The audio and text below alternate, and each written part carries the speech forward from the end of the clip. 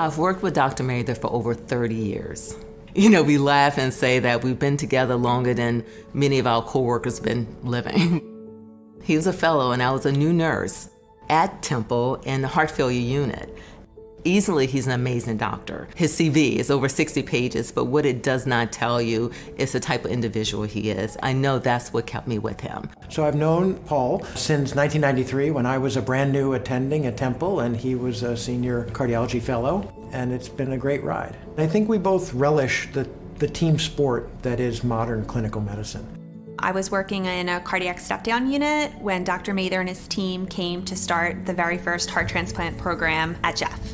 I think my favorite quality about him is just his empathy and his kindness. He makes you feel valued and supported.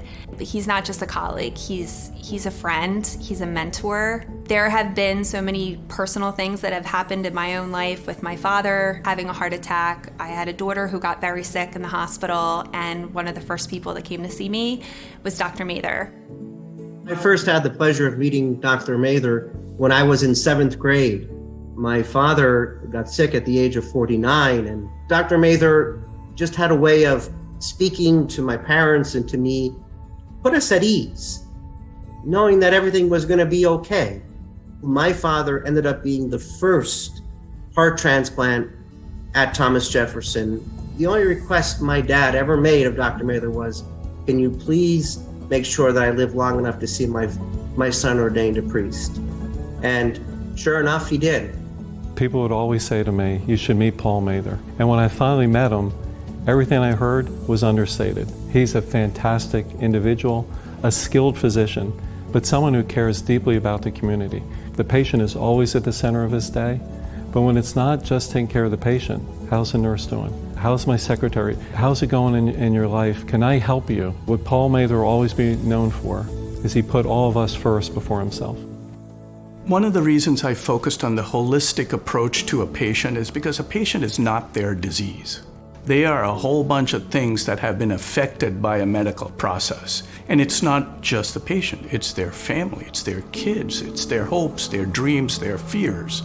If we don't deal with how that disease has impacted how they think about themselves and their lives, we're only dealing with probably a third of what they're living.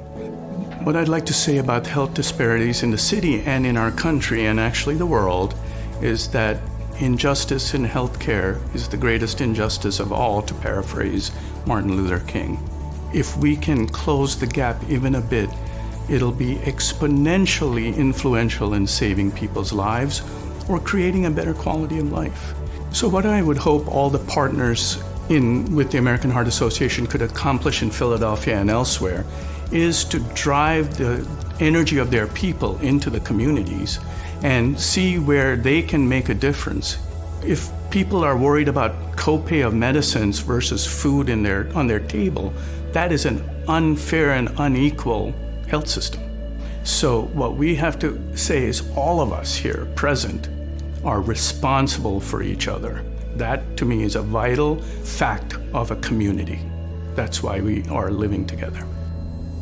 When I heard from Dr. Margulies that I had been nominated and had been awarded the Edward Cooper Award, I was touched. Dr. Cooper is another hero of mine. What he had to go through to lead our country and to bring health care to everyone, and to have my name even in small letters near his big capital letter name, I was extremely touched.